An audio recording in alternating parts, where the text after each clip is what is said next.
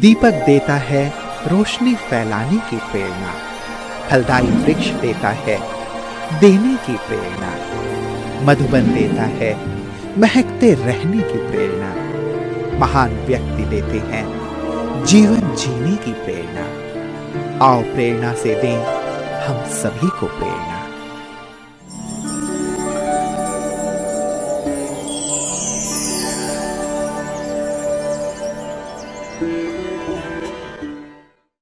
दसुआ पंजाब राज्य के होशियारपुर जिले में स्थित एक नगर है। महाभारत काल में इस शहर को राजा विराट की नगरी के रूप में जाना जाता था। दसुआ ब्रह्मा कुमारी ईश्वरीय विश्वविद्यालय की मुख्य संचालिका हैं राजयोगिनी सुमन दीदी जी। दीदी जी का जन्म 1969 में हिमाचल प्रदेश के सरका घाट में हुआ। बचपन से आप धार्मिक पुस्तकें पढ़ने में विशेष रुचि रखती थी। आप शांति, सहनशीलता, निर्भयता, मधुरता आदि गुणों से भरपूर हैं। परमात्मा की खोज में आपको 1987 में ईश्वरीय ज्ञान की प्राप्ति हुई। 1989 में संस्था के मुख्यालय माउंट आबू में आपने अव्यक्त बाप दादा से मंगल मिलन मनाया। बाप दादा और मधुबन से विशेष प्रेरणा लेकर आपने अपना जीवन परमात्मा की सेवा में सहर्ष समर्पित कर दिया। तब से आप हमीरपुर हिमाचल प्रदेश, गोराया पंजाब, जालंधर, तलवाड़ा आदि अनेक स्थानों में सेवाएं प्रदान की। 1990 में दसुआ में स्थायी रूप से अपनी सेवाएं प्रदान कर रही है। दीदी जी के नेतृत्व में 5000 से भी अधिक विद्यार्थी ज्ञान योग की पालना लेकर अपना जीवन दिव्य बना रहे हैं।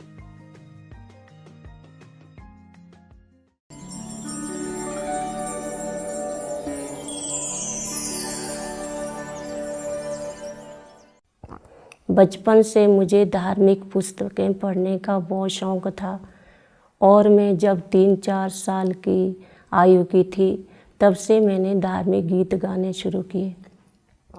मैं व्रत, नियम, उपवास भी बहुत रखे परमात्मा की प्राप्ति के लिए। तो मैं नित्य उस परम पिता परमात्मा का ध्यान बचपन से करती थी। एक बार की बात है कि मैं अपने पड़ोस में गई थी तो वहाँ पर अपने आध्यात्मिक चित्र प्रदर्शनी लगी हुई थी। तो उन चित्रों को देखकर मुझे बहुत आकर्षण हुई। तो मैंने पड़ोसियों को पूछा कि आपने ये चित्र कहाँ से लिए। तो उन्होंने मुझे बताया कि हमारी भांजी जो है वो ब्रह्मा कुमारी संस्था में समर्पित है। तो मैंने उनसे उस बहन जी का सारा एड्रेस लिया। उस टाइम मोबाइल फ़ोन वगैरह कुछ नहीं थे। तो उन्होंने मुझे उनका एड्रेस दिया। तो मैंने बहन जी को लेटर लिखा कि मैं आपको मिलना चाहती हूँ, मुझे परमात्मा से मिलन की बहुत रुचि है। बहन जी ने मुझे लेटर लिखा और उन्होंने मुझे बताया कि मैं आपको मिलने ज़रूर आऊँगी। अगर आपकी इतनी रुचि है तो मैं आपको मिलने ज़रूर आऊँगी। तो वो 1 साल के बाद मुझे मिलने आए। तो जब मैंने उनको पहली बार देखा तो मुझे उनसे माँ का अनुभव हुआ और उन्होंने मुझे सारा बताया संस्था के बारे में। तो मुझे बहुत अच्छा लगा। तो मैं अपने आप को रोक नहीं पाई। तो मैंने घर वालों को कहा कि मैंने भी इनके साथ जाना है। तो घर वाले नहीं आने देते थे, मना करते थे। लेकिन मैंने किसी तरह उनको मनाया तो मुझे उनसे छुट्टी मिली। तो जब मैं ज्ञान में आई तो मुझे बहुत नशा चढ़ गया। बहन जी ने मुझे कोर्स कराया, मुझे बहुत अच्छा लगा और मेरे पाँव जो थे वो नीचे नहीं लगते थे एकदम मुझे ऐसा लगता था कि मैं जैसे उड़ती जा रही हूँ। उन्होंने मुझे सारा ज्ञान के बारे में बताया और मेडिटेशन के बारे में भी बताया। तो जब भी मैं मेडिटेशन में बैठती थी तो मुझे एक अलौकिक अनुभूति का अनुभव होता था बाबा से मिलने का, और ऐसे लगता था कि मैं शरीर की शुद्ध बुद्ध भूल रही हूँ और शरीर से आत्मा जैसे कि एकदम ऊपर चली जाती थी। इतना मुझे अलौकिक अनुभव होता था। तो जब भी मैं बाबा को मिलती थी तो बाबा मुझे नित्य नए नए अनुभव करवाते थे। तो 87 में मैं ज्ञान में आई तो बाबा से मुझे इतना खुशी मिली, इतनी खुशी मिली कि मैं उसका वर्णन नहीं कर सकती हूँ।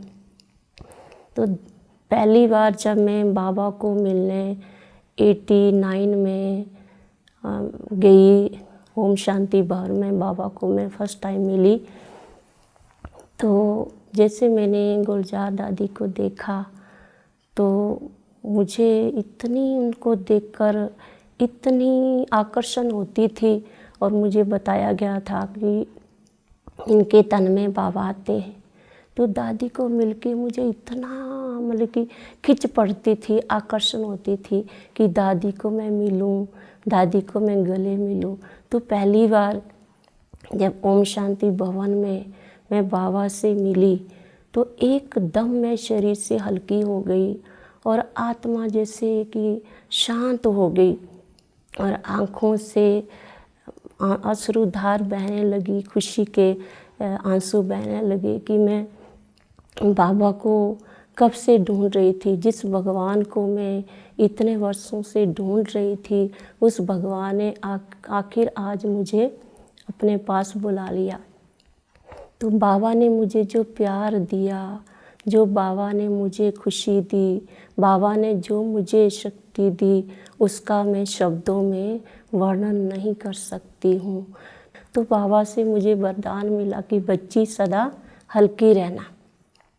तो तब से लेकर आज तक मैं उन बाबा के वरदानों में पल रही हूँ। मैं सदा खुश रहती हूँ बाबा के वरदानों के अनुसार और संतुष्ट रहती हूँ। और जब भी मेरी लाइफ में कोई प्रॉब्लम आती है, कोई मुसीबत आती है, तो मैं बाबा के आगे उनको रखकर हल्की हो जाती हूँ। तेरी पालना का बाबा, तेरी पालना का बाबा, एहसान चुकाए किस तरह, एहसान चुकाए किस तरह। तूने प्यार से जो पाला, तूने प्यार से जो पाला, शब्दों में गाए किस तरह।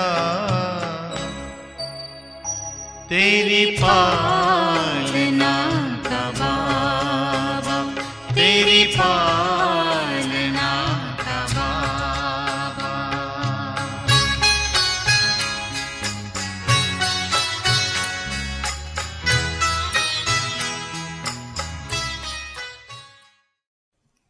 मुझे पहली बार जब मैं दादियों से मिली, मैंने सभी दादियों के प्यार का अनुभव किया। प्रकाशमणि दादी जी, मनोहर दादी जी, चंद्रमणि दादी जी, सभी की क्लासें की और सभी के साथ मतलब कि क्लासें करने का मौका मिला। तो दादियों का जो अनुभव है वो अलग ही रहा है, और दादियों की जो धारणा युक्त क्लासें हैं वो हमने की हैं, और दादियों ने हमें सब कुछ सिखाया कि कैसे हर परिस्थिति को पार करना है और हर समय बाबा के साथ रहना है। दादी दादी गाए दिल, दादी दादी गाए दिल, ये हमारा कोई नहीं तुम सा प्यारा, कोई नहीं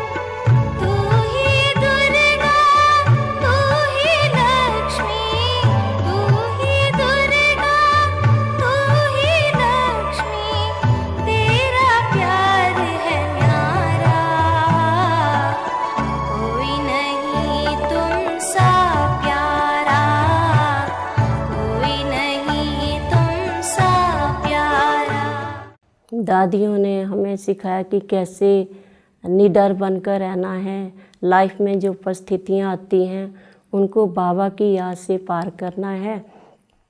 और मनोहर दादी जो थे वो अपना अनुभव सुनाते थे कि कैसे उनके आगे परिस्थितियाँ आए, कैसे उनको हर परिस्थिति का सामना करना पड़ा, लेकिन बाबा की याद से उन्होंने हर परिस्थिति को पार किया। जो हमारे दादी चंद्रमणि जो पंजाब के शेर जिनको बोलते थे, तो चंद्रमणि दादी जी भी बहुत अच्छी धारणा युक्त क्लासें कराते थे। वो हर समय निडर रहते थे और हमें भी यही सिखाते थे कि शेरनी शक्ति बनकर रहना है।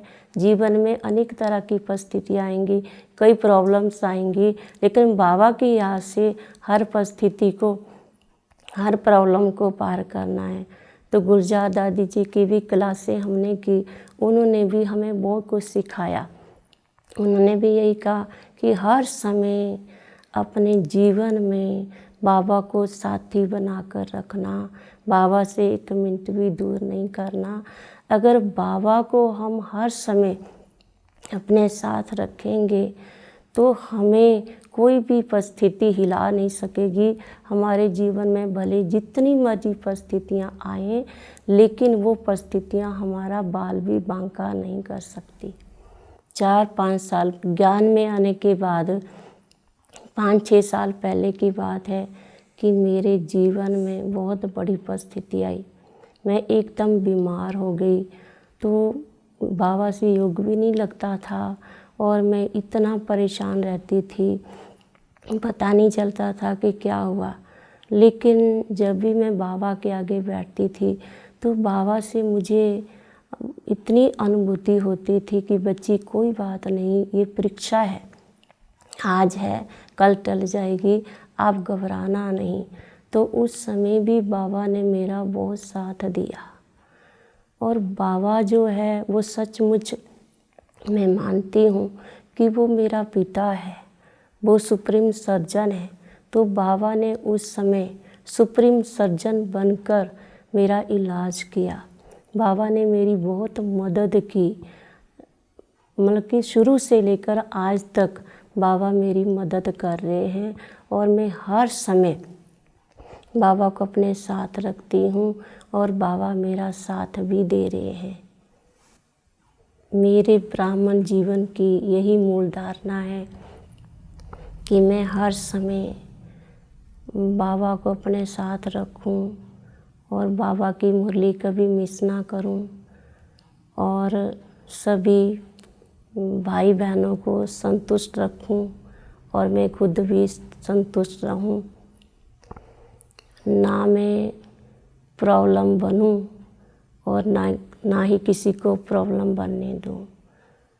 और हर समय उस सच्चे पिता परमात्मा की याद में रहूं, खुश रहूं और सभी को जब तक जीवन है मैं बाबा का संदेश देती रहूं और बाबा को अपने जीवन से एक मिनट भी दूर नहीं करूं।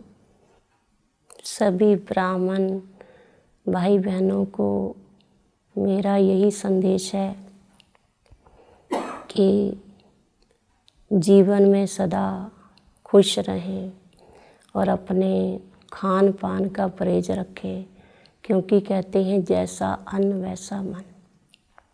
सदा संतुष्ट रहें और ब्रह्मचर्य का जो पालन है, ब्रह्मचर्य व्रत का मेन, उसको भी कभी मतलब कि उसका उल्लंघन ना करें और हर समय अपने जीवन में कि बाबा ने जो हमें ज्ञान दिया हुआ है उसको अपने जीवन में धारण करें।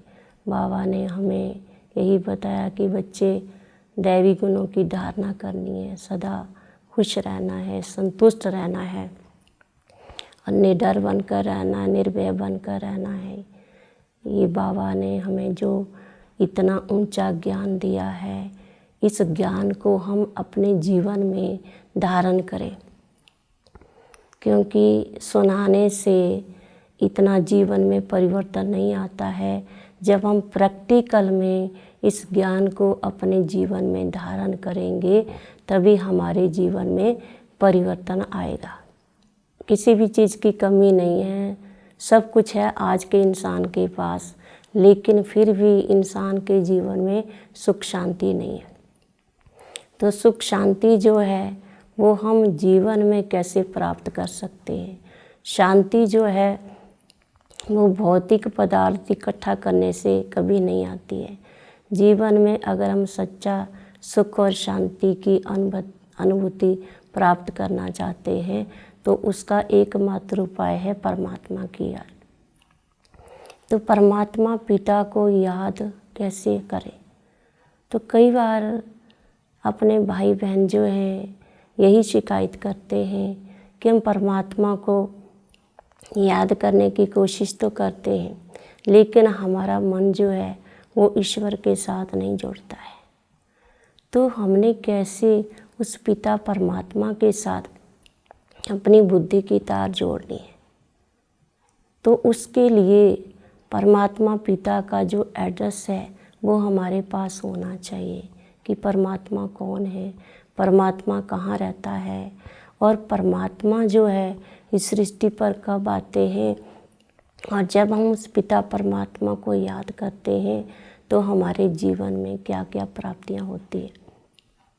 तो परमात्मा पिता को याद करने के लिए सबसे पहले तो उसका एड्रेस हमारे पास होना चाहिए कि परमात्मा है कौन, वो कहाँ रहते हैं और वो इस सृष्टि पर कब आते हैं, और जब वो इस सृष्टि पर आते हैं तो आकर वो क्या कार्य करते हैं। तो जैसे हमने किसी से मिलना होता है तो उसका एड्रेस हमारे पास होना चाहिए। अगर उसका एड्रेस हमारे पास नहीं होगा तो हम उस व्यक्ति को नहीं मिल सकते। तो ऐसे ही अगर हम अपने जीवन में सच्चा सुख और शांति प्राप्त करना चाहते हैं तो उस पिता परमात्मा का एड्रेस हमारे पास होना चाहिए। तो परमात्मा वैसे देखा जाए तो वास्तविक में है कौन? परमात्मा जो है वो एक ज्योत है, एक लाइट है। उनका असली नाम क्या है? आज हम परमात्मा को कई नाम से याद करते हैं। कोई हनुमान को याद कर रहा है, कोई गणेश को याद कर रहा है, कोई श्री कृष्ण को याद कर रहा है, कोई किसी इष्ट को याद कर रहा है। लेकिन एक तरफ हम कहते हैं कि परमात्मा एक है, गॉड इज लाइट। परमात्मा एक है, एक ज्योत है, लाइट है। तो वास्तव में देखा जाए तो हम किसी भी देहधारी को परमात्मा नहीं कह सकते। जिसने माँ के गर्भ से जन्म लिया है वो कभी भी परमात्मा नहीं हो सकता है। परमात्मा जो है वो दिव्य है, वो अलौकिक है। जो जड़ मन के चक्कर में आते हैं उसको हम परमात्मा नहीं कह सकते। परमात्मा जड़ मन के चक्कर से न्यारा है, पाप पुण्य के चक्कर से न्यारा है, कर्म फल के चक्कर से न्यारा है। तो परमात्मा पिता जो है उनका असली नाम है शिव। शिव का अर्थ है कल्याणकारी, और उनका रूप जो है ज्योति बिंदु है। रहते कहाँ हैं? तो परमात्मा जो है वो सचखंड के रहने वाले हैं। और आरती जब हम गाते हैं तो कहते हैं पार ब्रह्म परमेश्वर तुम सबके स्वामी। तो परमात्मा इस दुनिया में नहीं रहते, इस दुनिया से पार, पांच तत्वों से पार, पार ब्रह्म परमेश्वर जो पांच तत्व हैं उनसे ऊपर एक छठा महातत्व है जिसको हम ब्रह्म महातत्व कहते हैं। वहाँ पिता परमात्मा जो है वो निवास करते हैं। उसको हम परम धाम भी कहते हैं, सचखंड भी कहते हैं, शांति धाम भी कहते हैं। तो परमात्मा जो है वो शांति धाम के रहने वाले हैं और उनका नाम शिव है, रूप उनका ज्योति बिंदु है। चौथी बात, परमात्मा पिता के अंदर क्या क्या गुण है? तो परमात्मा पिता जो है वो गुणों के भंडार है, वो गुणों के सागर हैं। परमात्मा पिता की जब भी हम महिमा करते हैं तो यही कहते हैं वो शांति के सागर हैं, आनंद के सागर हैं, प्यार के सागर हैं, हर चीज़ के वो सागर हैं। तो परमात्मा पिता के गुणों की हम जितनी भी महिमा करें उतनी ही कम है। तो परमात्मा पिता जो है वो सृष्टि पर कब आते हैं? जब सृष्टि में पापाचार, भ्रष्टाचार, अत्याचार बढ़ जाता है तो परमात्मा जो है वो सृष्टि पर आते हैं। तो आप सभी भाई बहनें देख रहे हैं कि इस समय सारी दुनिया में कितना भ्रष्टाचार बढ़ चुका है, तो इससे ज़्यादा भ्रष्टाचार और कितना बढ़ेगा। और वैसे भी क्या बोलते हैं कि जब पाप का घड़ा भर जाता है तो परमात्मा जो है वो सृष्टि पर अवतरित होते हैं। तो भी परमात्मा पिता जो है, हम सभी आत्माओं के पिता परमात्मा, वो सृष्टि पर आ चुके हैं। वो अभी क्या कार्य कर रहे हैं?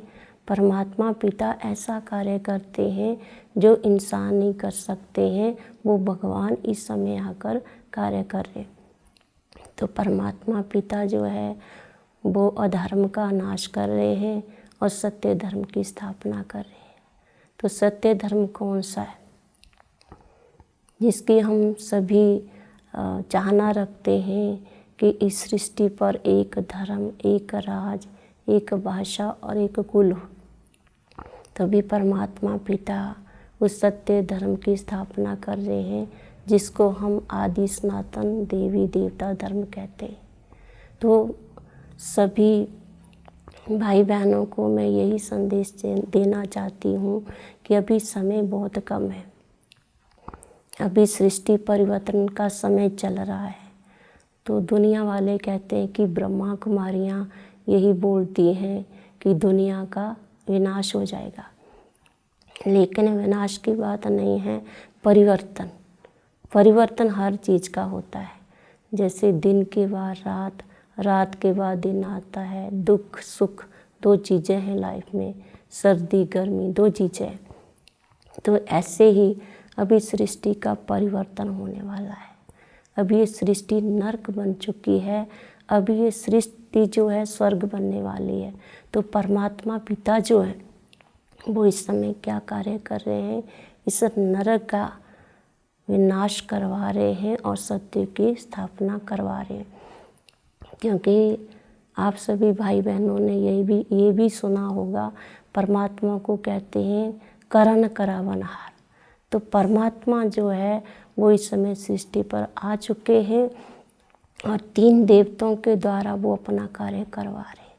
ब्रह्मा के द्वारा स्थापना, विष्णु के द्वारा पालना और शंकर के द्वारा विनाश करवा रहे हैं।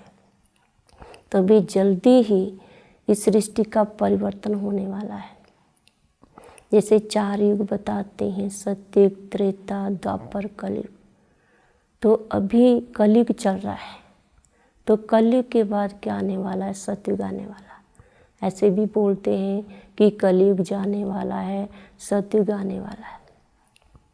तो उस सतयुग में जाने के लिए अभी हम सभी भाई बहनों को तैयारी करनी है। तैयारी क्या करनी है कि अपने आप को चेंज करना है। चेंज क्या करना है? वस्त्रों को चेंज नहीं करना है।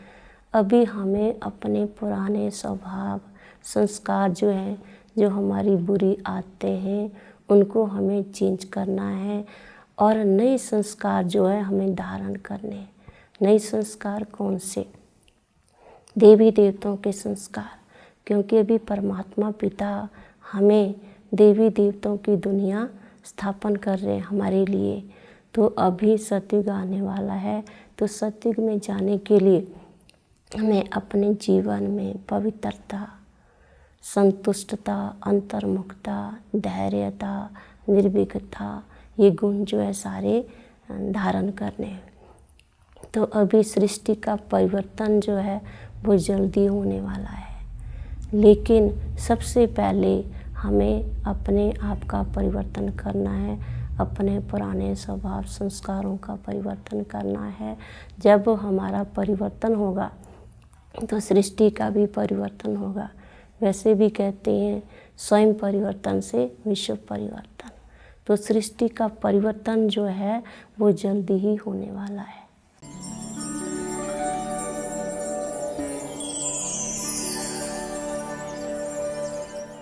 दीदी जी में हमने बहुत सारी विशेषताएं देखी हैं, दीदी जी में जो सबसे बड़ी विशेषता हमने देखी और हमने अपने जीवन में भी सीखी वो है सिंपल और सादगी भरा जीवन कैसे जीना है।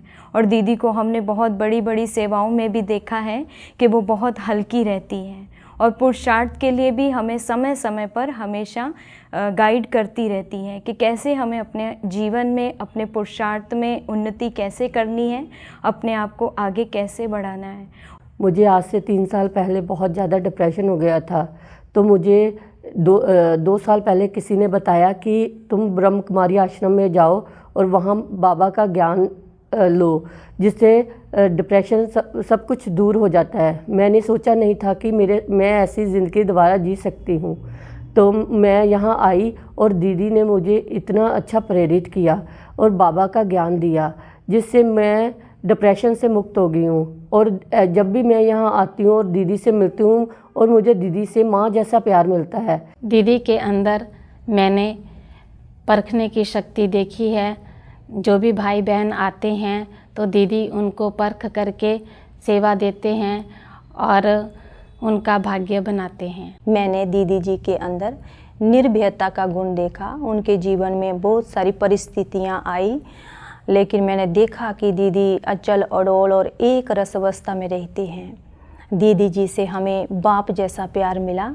जैसे बाप अपने बच्चों को सेटल करते हैं, उसी तरह दीदी ने भी हमें आगे सेवाओं को बढ़ाने के लिए हमें सेटल किया। और दीदी जी ने हमें जो शिक्षाएं दी हैं उस अनुसार हम आगे सेवाएं कर रहे हैं और करते रहेंगे। जब भी कोई क्लास कराते हैं, जैसे कोई फंक्शन होता है आश्रम का, बाहर सेवा के लिए जाते हैं, इनकी जो चाल है, जो हंसमुख चेहरा है, इनकी चलन बाबा के ज्ञान मुताबिक फरिश्तों जैसी है। इनका हंसमुख चेहरा जैसे कि बहुत ही प्रभावित करता है। दीदी जी बड़े प्यार से हमें समझाते हैं, माँ की पालना देते हैं और माँ जैसा व्यवहार उनका होने के कारण हमें भी उमंग उत्साह उनके बीच में जो भरते हैं मेरे बीच में, और वही उमंग उत्साह उनका जो है वो आगे हमें बढ़ा रहा है सेवा के कार्य में।